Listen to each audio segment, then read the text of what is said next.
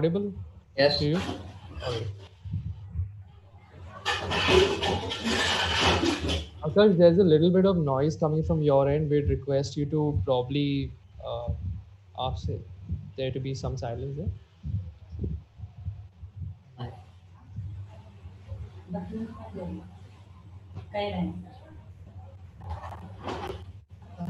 दीदी तुम नहाई गए सोलर मान लीजिए बाहर हम कह रहे हो आवाज आ रही है क्या कर रहे हो तो छोटा चाहिए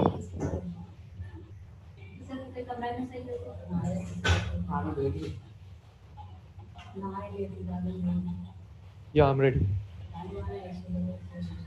So, all right, I'll share the screen, the slide, and then to begin. All right. Screen is visible to both of you? yes All right. Yes. So the rules will more or less remain the same for this quiz as well, apart from the fact that the final round is now a buzzer round, and you all have to be quick on the buzzer to score as many points as you can. So best of luck for that. And the first two rounds remain the same. It'll again pass clockwise and anti-clockwise, and the point system also remains the same. So I think that is about it, and we can then, once we are live and we are ready to go, we'll start the quiz. All right.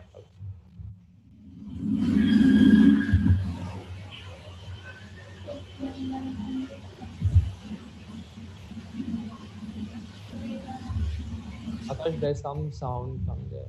Right, it's better. All right. Good evening, everyone. Welcome to the second semi-final of the Nutshell Quiz League. We have two of our semi-finalists here, Shorashish Pandit and Akash Gangwar. Um, there was a slight change to the schedule because we were supposed to have a semi-final between Shorashish Pandit and Anvesha Panda. Unfortunately, she had to back out from the semi-final quiz, which is why Akash, who was the highest scorer amongst the remaining quarterfinalists, made the semi-final here. And this is basically another of the fourth quarterfinal where both these participants faced against each other. So here's an opportunity for Sarshish to cement his place in the finals by winning it again, or for Akash to redeem himself and win this quiz to move on to the finals. So we have already completed the first semi-final where we had a student, the first participant qualify. He was from St. Joseph's North Point School, Darjeeling, and we looked for our second semi-final, our second finalist today in this quiz. So good luck to both of you. And if there are no other queries, we can move on to the very first round. Yeah, you can. All right, great. So the first round on your screen. All right, first we have to meet the participants, of course, for the semi-finals. These are Akash Gangwar and Sharshish Pandit, as I already told you all. Good luck to both of them. Here's the first round. The same rules apply as the first round of the quarterfinals. You're both familiar with the rules. For the audience as well, if you've been seeing the quarterfinals, these are the same rules that apply here. The first question will be for Akash, and if that goes unanswered, it'll pass on to Shorashish. There is no negative here. So either of you give me the correct answer, you get a plus 10 for this. And the first participant gets 15 seconds to answer the question. If it gets passed on, the second participant will have only 5 seconds. All right. So good luck to both of you. We start with the very first question for Akash. Here on your screen.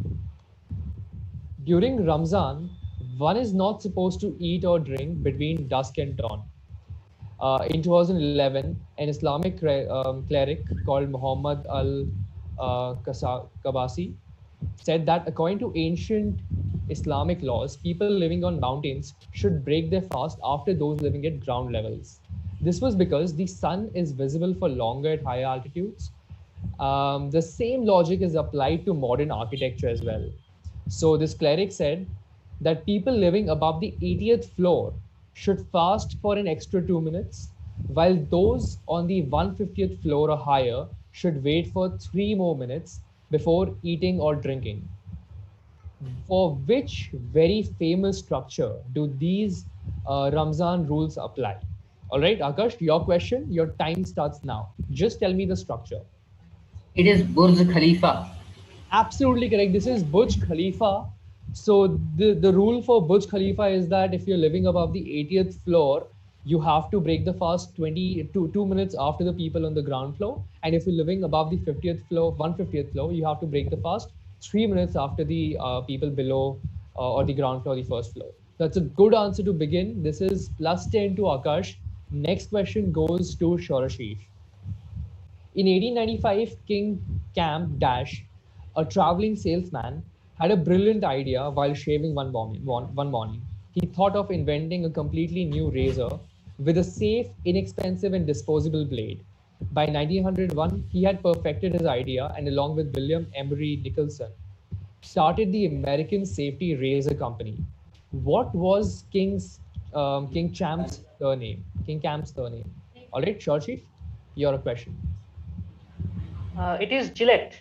Gillette is absolutely correct. This is Gillette. King Cam Gillette is the person, and he started the Gillette company that is now the world leader in razors and blades for shaving.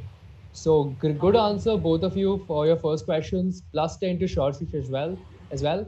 Akash, next question goes to you. After a Thanksgiving Day dinner in 1937, Walter Frederick Morrison and his future wife Lucia, were offered 25 cents for a popcorn can lid that they were tossing around. They realized that there was a market for it. In 1948, Walter Morrison and his partner Warren Francisco created a plastic version of it. In 1955, Morrison sold the creation to a new toy company. Um, I think we have lost Akash. You're here, Akash. Yes, I am not available. You can see the screen, right? Yes. Okay, all right. So I'll just continue reading the question. I'll start from the beginning. After the Thanksgiving Day dinner in 1937, Walter Frederick Morrison and his future wife Lucia were offered 25 cents for a popcorn can lid they were tossing around. They realized that there was a market for it. So in 1948, Walter Morrison and his partner Warren Francisco created a plastic version of it. And in 1955, Morrison sold the creation to a new toy company called Vamo as the Pluto Platter in an attempt to cash in on the public craze over space and unidentified flying objects. So, what are we talking about? What was their creation that is now very famous all around the world? All right, Akash, your question. What is the answer? You have another 7 seconds.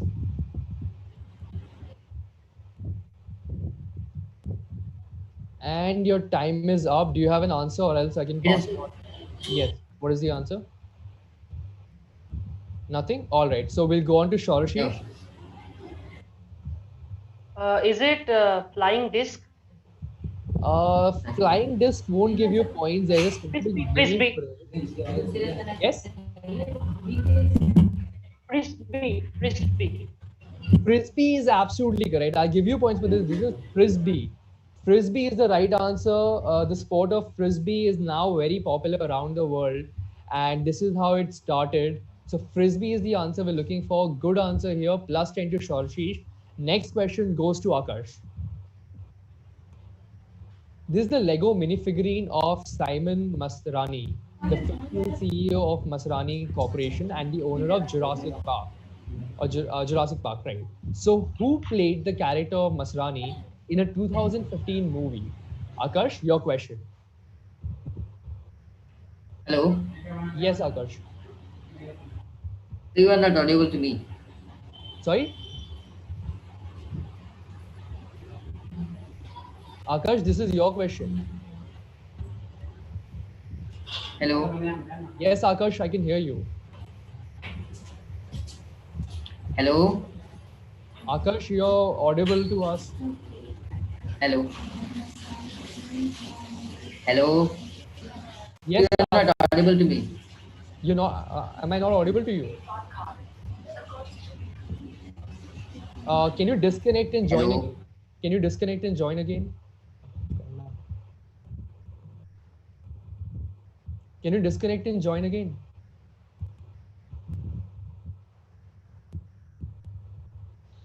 I think we'll wait for a few All right, seconds. it's fine. It's fine. Akash will join. Yes. Akash, connect to the audio.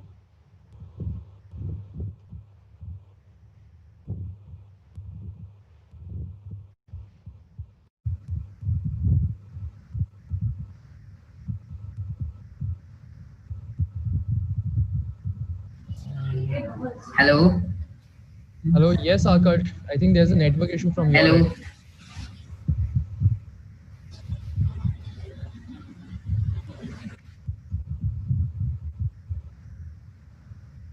Hello.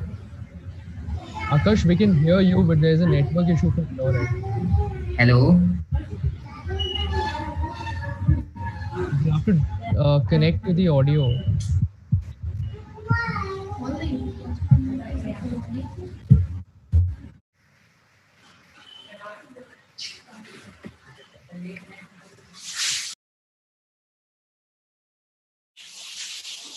Akash, can you hear us now? Yes, sir. You can hear? Yeah. Okay, so we can continue with the quiz, right? Okay. All right, so here's your question on the screen. So this is a Lego minifigurine of Simon Masrani, the fictional CEO of Masrani Corporation and the owner of Jurassic Park, who played the character Masrani in a 2015 movie. All right, your time starts now. Is it late Mr. Irfan Khan? This is Mr. Irfan Khan. You'll get plus 10 for this. Irfan Khan played the character in the 2015 movie Jurassic World, and that is the answer we're looking for. Plus 10 to Akash for this. Next question goes to Shashish. Born in Glasgow, June Elmida left school with little formal education but got a job as a laboratory technician in Glasgow Royal Infirmary. While collaborating with Dr. Tyrrell, who had been studying nasal washings from volunteers, she studied one sample in particular, which became known as B814. It was sourced from a pupil at a boarding school in Surrey in 1960. So, what was her discovery? All right, Sharshi, this is your question. Your time starts now. Is it the hand sanitizer? No, hand sanitizer would be invented, not discovered. So, we'd have to pass this on to Akash. Akash, Is it almond? almond. No, that is not the answer. This is something much more currently trending. The answer you're looking for is coronavirus. She discovered the coronavirus. The very first coronavirus was discovered by her. That's the answer we're looking for. Neither of you got this right. Next question goes to Akash again. Akash, here's your question. George Glotz was a pioneering artist who was an ardent critic of war. He went into exile in 1933, and in 1944, he completed this painting, which has been in a private collection of the Glotz family. It was in 19, the painting was acquired by a museum and is now available for public viewing. Who was the subject of this painting? All right, I'll show you the image of the painting. You tell me who was the subject of this painting. So here's the painting. Who was the subject of this painting? Okay. I'll go back to the question once you have seen this properly, and then we can start the timer. So your time starts now. Is it Adolf Hitler? Adolf Hitler is absolutely correct. This is Adolf Hitler. You get a plus 10 for this. This painting is called Hitler in Hell. And this was painted this very recently, last towards the end of last year. It became available for public viewing. And the answer we're looking for is Adolf Hitler. It's there in the National Museum of Berlin, National German Museum actually in Berlin. And that is the answer. Absolutely correct. Plus 10 to Akash. Shorshish, here's your question. It is being said that this person lived here from 1881 to 1904. However, the address never existed in that period. But as the particular street got extended over the years, the address was formed and was occupied by the Abbey National Building Society. From almost the day the Abbey National opened, they began receiving letters from all over the world addressed to the famous man who was supposed to live at that address. The bank had to employ a full-time secretary and to respond to these letters, who usually responded that the great man had retired to keep bees in Sussex. Finally, Abbey National shifted to responsibility in 2002. Which very famous address are we talking about, and who supposedly lived there? All right, your time starts now. Sure, Ashish.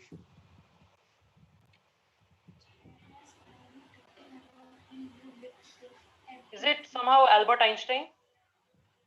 This is not Albert Einstein. I'll pass this on to Akash. Akash, your time starts now.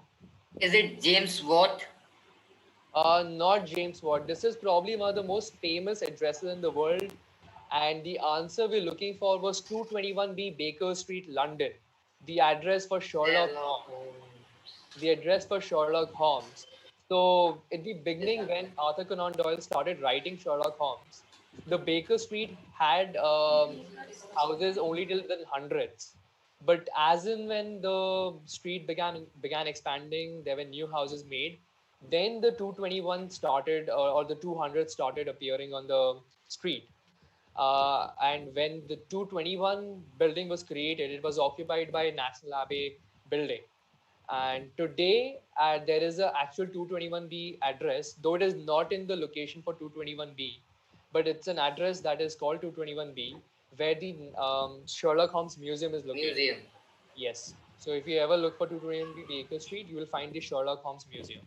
So wasn't answered by either of you. This was a question direct for Shorshish. Next question at the final of this round goes to Akash. Here's your question. This is the image of former US President Barack Obama occupying a specific seat in an empty bus. What is the significance behind this particular seat that he's occupying? Your time starts now. Akash. Akash, this is your question. He is showing that no matter he is a president, but he can live like a common man. Okay, that is not the significance behind this specific seat. So I'll pass this on to Shorashish. Your time starts now. Is it maintaining social distancing or somewhat No, related to that? this is actually a few years ago. So that time there was no need to maintain any social distance.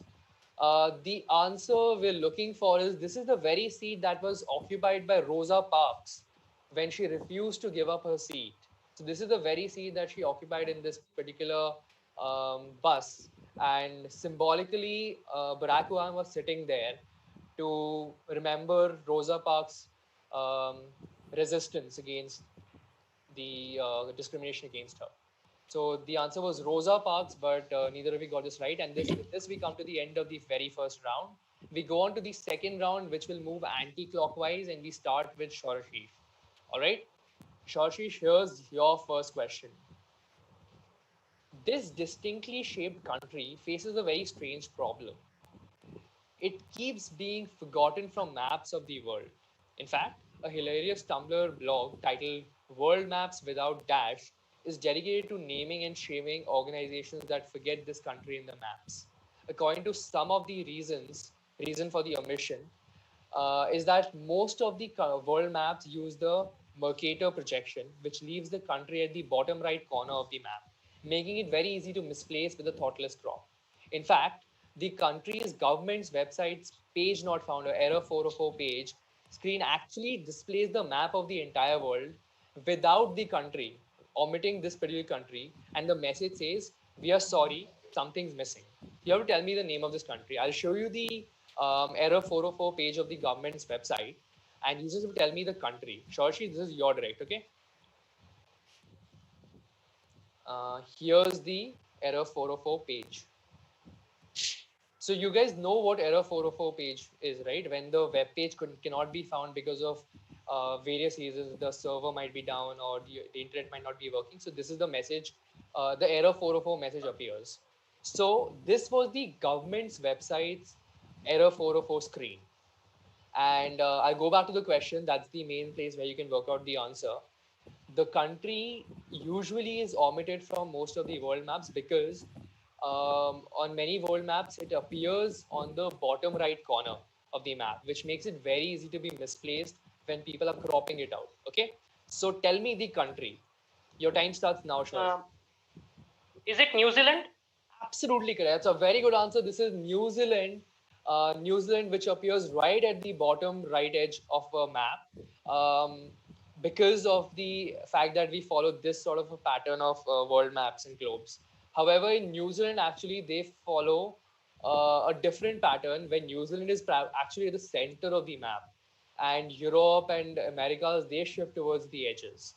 So New Zealand is the country we're looking for. This is a very interesting page because there are many different organizations which simply omit New Zealand from the maps. There are big companies like Forbes and IKEA and other government sites which make this mistake. So good answer, Shorshi. You get a plus 10 for this. Next question is for Akash. Emma Lazarus from New York contributed towards shaping the self image of the United States, as well as how the country understands the need for those who emigrate to the United States. Her theme produced sensitivity and enduring lessons regarding immigrants and the need for dignity. Where can her sonnet, The New Colossus, be found in the US? Here's the image for the new Colossus. All right, your time starts now, Akash. You have 15 seconds for this. Tell me where can we find this particular. I'm sorry, I think the timer is not here. So you have 15 seconds. Your time starts now. Can you show the image, please? Yeah. So here's the image. Where in the United States can we find this particular plough? You have 6 seconds, Akash. Is it New York City? I need something very specific. So New York City will not give you points. Shorashish, White House. No, that's not right. White House is not in New York City. Shorashish, your question. It passes on to you for 5 seconds. Okay, is it the Statue of Liberty?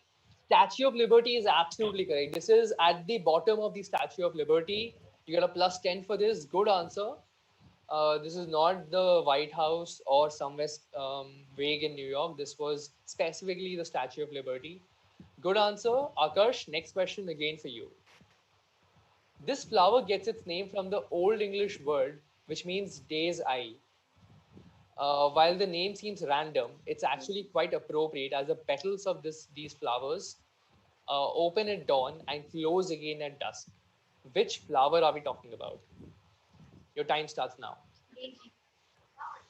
Is it Daisy? Daisy is the correct answer. Akash, you get a plus 10 for this. This is daisy. The flower daisy is what we're looking for, and it comes from the Old English word for day's eye. Good answer. You get a plus 10 for this, Akash.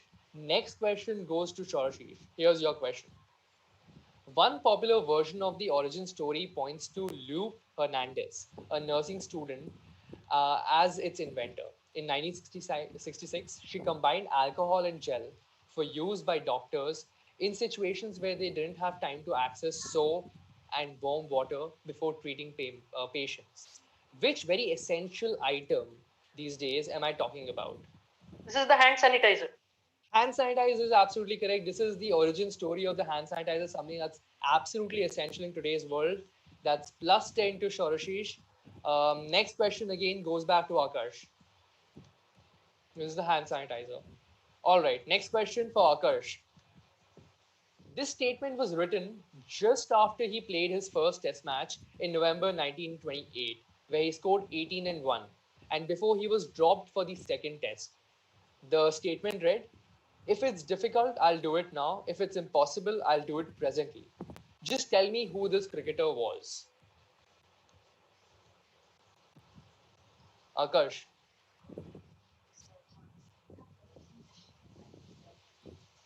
You have 5 seconds, Akash. Is it Bishan Singh Bedi?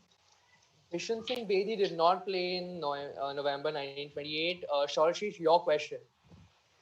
Is it Mansoor Ali Khan Pataudi? Mansoor Ali Khan Pataudi also started playing. Okay. Can I try again? No, you have already given an answer. It has to be one answer. I'll accept one answer. Okay, can I just guess? Yeah, go ahead. Is it CK Naidu? No, not CK Naidu either. Though that is a fairly good guess. But Don Bradman. Yes, this is Sir Donald Bradman. Sir Donald Bradman is the answer we're looking for. He had a poor first test, and because of which he was dropped in the second test that he was supposed to play. But we all know he turned out to be one of the greatest, if not the greatest cricketer or batsman we have ever seen. So this is Sir Don Bradman. This was a question for Akash. Next question is for Shorashish. This modern machine has a rather ancient origin. Although the story is not confirmed, it is said that the hero of Alexandria invented this device when he found that people were taking more holy water than what they were paying for.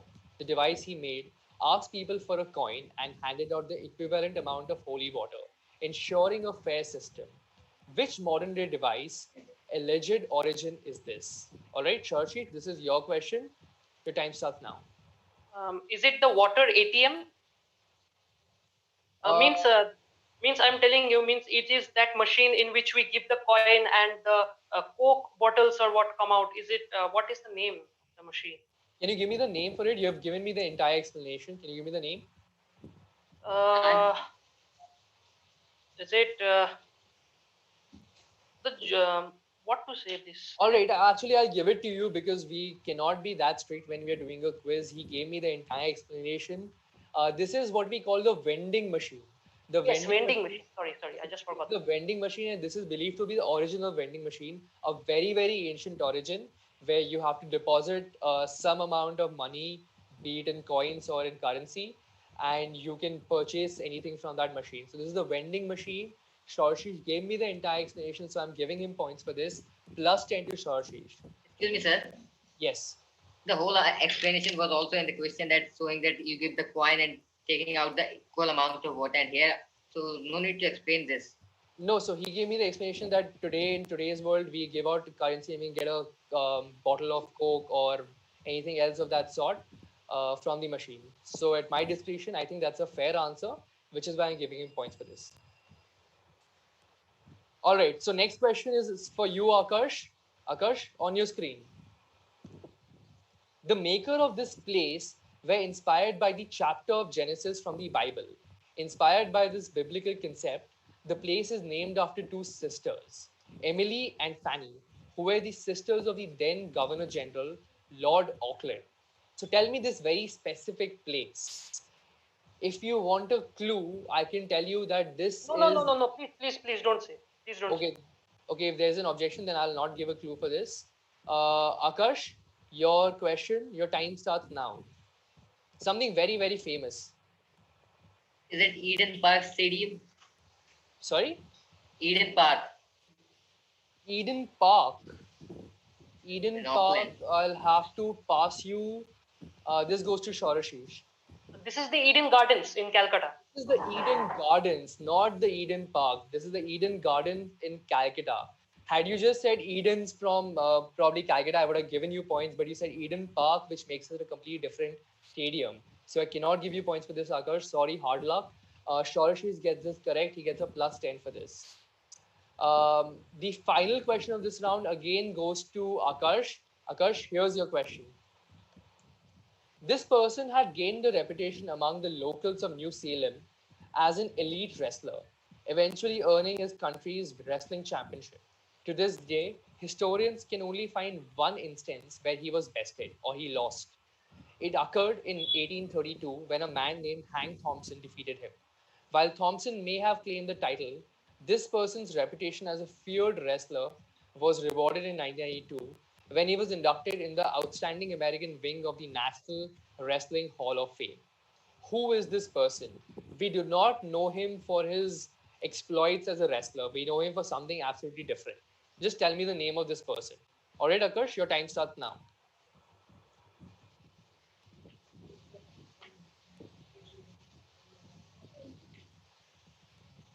You have another 5 seconds. Who is this person? Abraham Lincoln.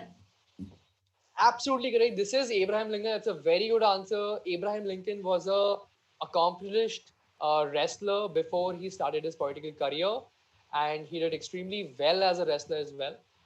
So that'll give you plus 10. Akash scores 10 on the final question of this round. With this, we move on to the third and the final round, which will be on the buzzers. So while we get the Can we sorry, have the scores? yes, we are going to tell you the scores while we get the buzzer set ready. Is the code given? The code will be shared with you. You'll receive it on your phones. So these scores are very tight. It's very close. Shorashi is leading with 70 points and Akash is at 50. So there's a gap of only 20 points, which can be easily made up in this round, which has 8 questions. All right. So I hope you have received the. Shoshish, are you there? Yes, I am here. I am just searching for the code. Wait, it's coming. Right.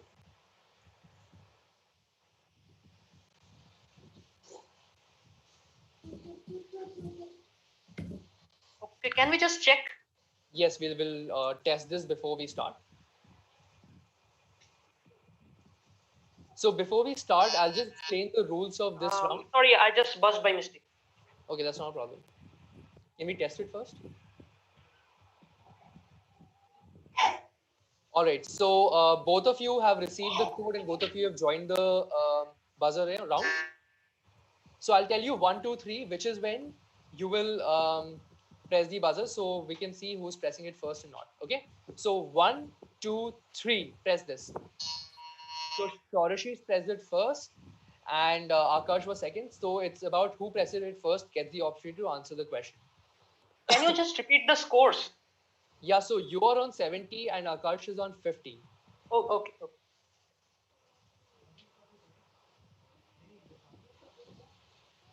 All right. So the rules of this particular round. The first one who buzzes obviously gets to answer first. Whenever someone buzzes, I'll stop reading out the question. All right, and you have to give me the answer immediately. You have an option to say stake before giving me the answer. If you stake and you get it correct, you get plus 20 for this. But if you get it wrong, there's a minus 10. If you buzz and you do not stake, you get a plus 10 for a correct answer and a minus 5 for an incorrect answer. Clear? Both of you ready for this? Yes. All right, so we'll just test the buzzer once again. I'll ask you to be ready with it. When I say 1, 2, 3, you can press. All right. So 1, 2, 3. All right. So Shorshish was first again, and sorry, Akash was first here, and Shorshish was second. All right. So just buzz it once, and then we'll reset it. All right. So this is logged, and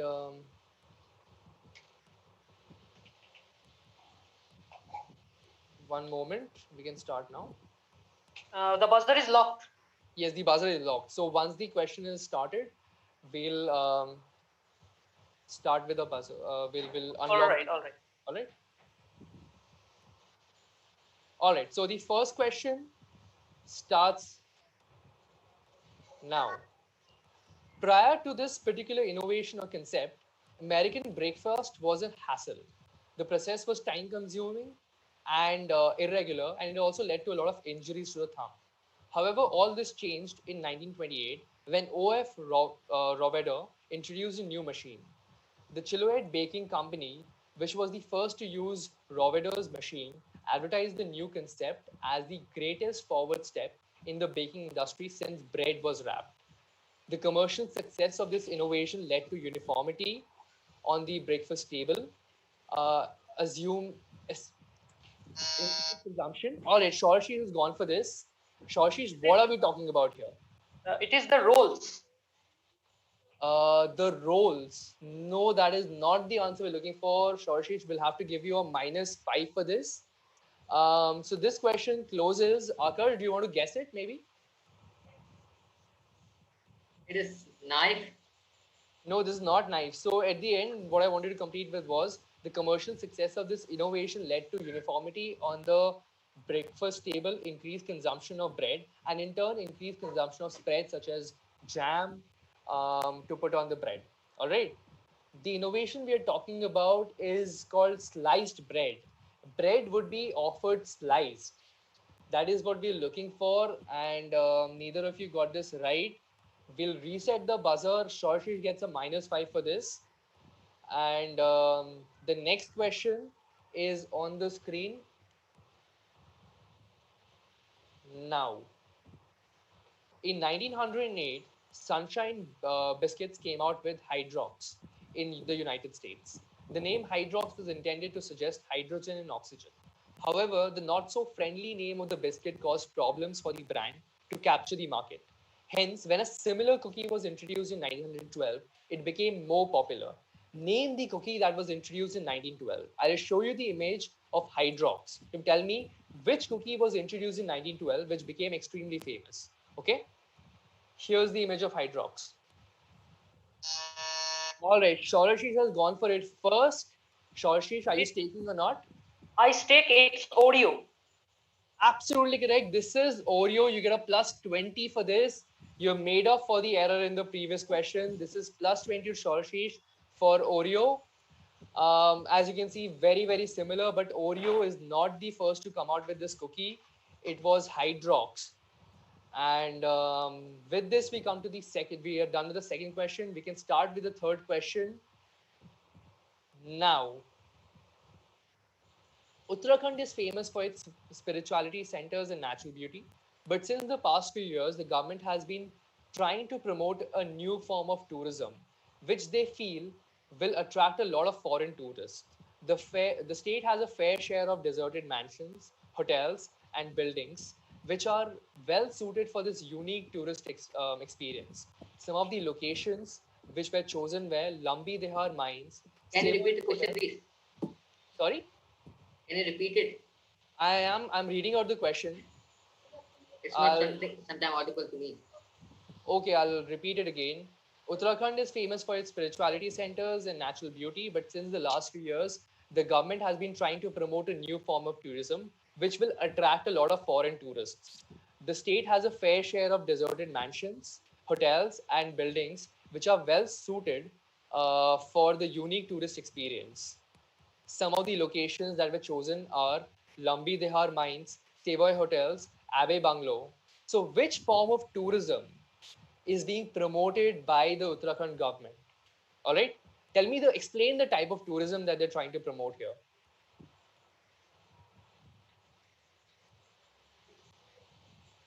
Neither of you have gone for this.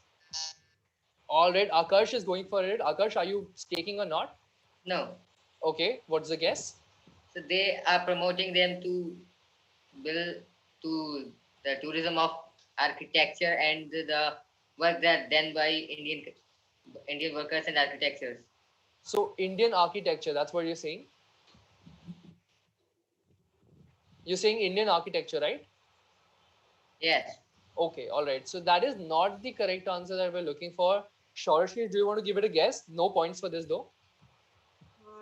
No, I don't know this one. All right. So when you look at the fact that there are a lot of deserted mansions and hotels and buildings, then you can think of something which is called ghost tourism. So promoting haunted tourism or ghost tourism in the state, which would attract a lot of foreign tourists to visit the state. So that is what we're looking for. Neither of you got this right. Um, but we move on to the next question, which is here on, which is on your screen now. So literally known as Oshia in Japanese, these people were originally introduced in the New York subways about a century ago. However, they became necessary in the Japanese metros because of the number of commuters who were well over twice the original capacity during the rush hours. When these people were first employed in Tokyo's station, they were called passenger arrangement staff and were largely made up of students working part time. However, now these duties are mostly performed by the station staff. So explain what are the duties of the OSHA, or tell me what does OSHA translate to in English. All right, so either of you going for it on the buzzer? The buzzer is still open.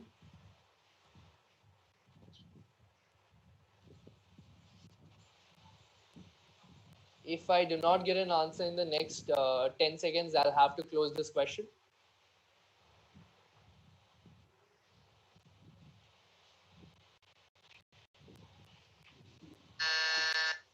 Okay, I can see Akash buzzing first. Akash, what is the answer? Are you staking or not? Yes. You're staking. All right. So a person who works on as a what had said that who pushes people into the trains and Okay, that'll give you points. This is the job of these people pushing people inside the trains, and OSHA translate to pushers. So that is what we're looking for: people being pushed inside trains or pushers. That is absolutely correct. Akash gets a plus 20 for this. Good answer by him. We go on to the next question on the screen now.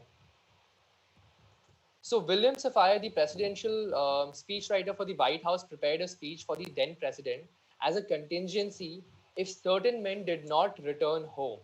The drill would have him call up the widows to be and then address the nation.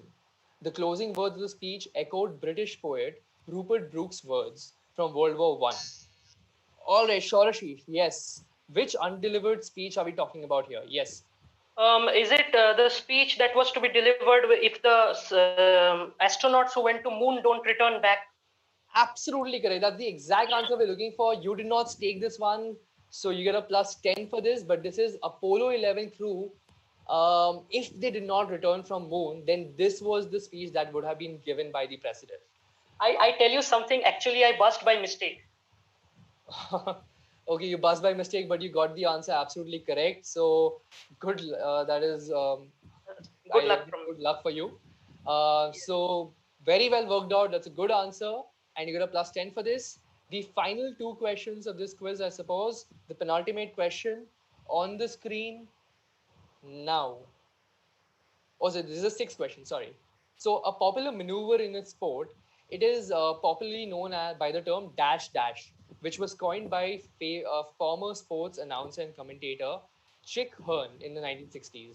The move that became popular because of its use in the 1940s was, however, banned from 1967 to 1976 due to injury concerns. The phrase has entered popular usage in American English outside of its sports meaning to refer to guaranteed success. All right, Shorashish, Is it retired hurt? this is not retired hurt. You do not stake, so you get a minus 5 for this. Uh, Akash, do you want to take a guess on this?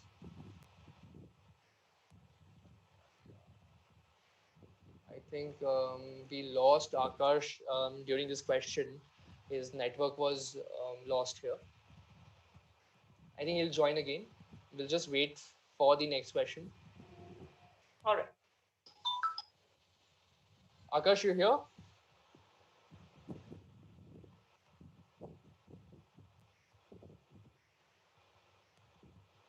Akash, kindly unmute yourself. Yes, can you hear us? yes. Okay. So this was buzzed by Shorashi. She got it wrong. There's a minus 5 for him. But you're free to take a guess. Fill in the blank with a sports term. If I can give you a clue now, the sport is basketball. Either if you want to go for this, the sport is basketball. No. No, a very popular term in basketball. The term we're looking for is slam dunk. Slam dunk, Oh, which outside basketball actually also means short success or guaranteed success. So that is what we are looking for. This was incorrectly answered by Shorshish, who lost 5 points for this. Next question, the seventh question or the penultimate question of this quiz on the screen.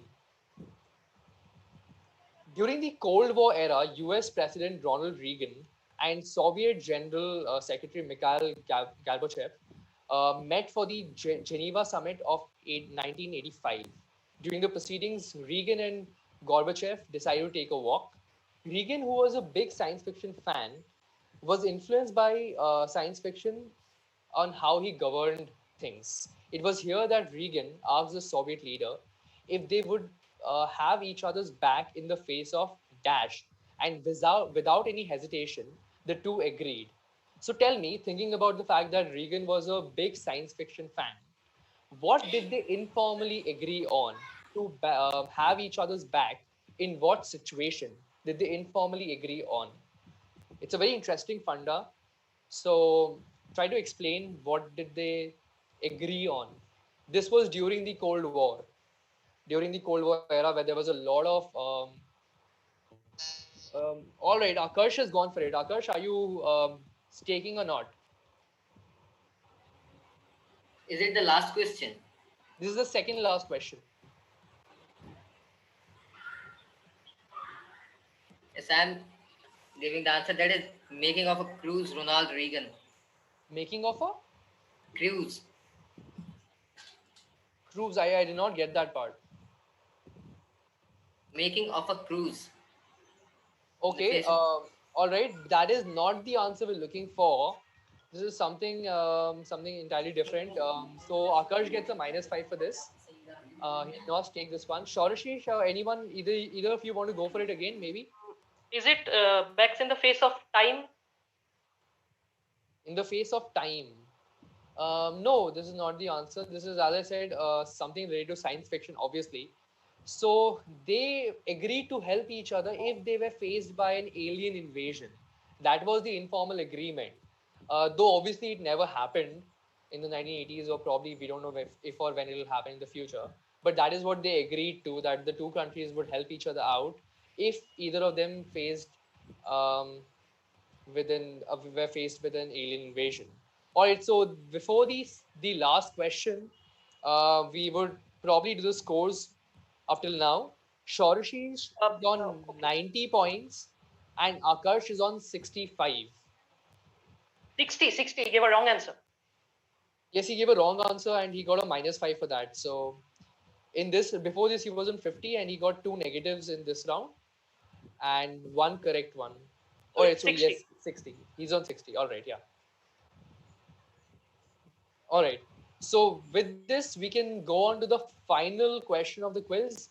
It has been absolutely great quizzing with both of you. Some good answers from both ends.